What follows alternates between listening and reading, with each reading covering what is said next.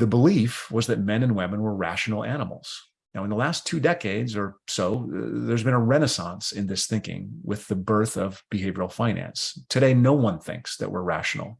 Everyone knows that we're driven by a host of cognitive and emotional biases.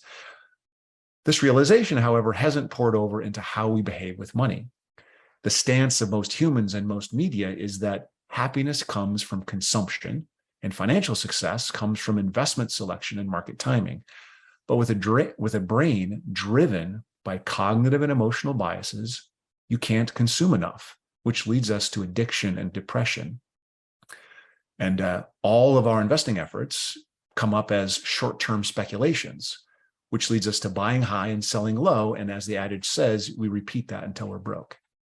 Mindfulness, that non-judgmental awareness, is a doorway to reason at the moment our brain is telling us to buy the thing we don't need that doesn't bring us closer to our real goals.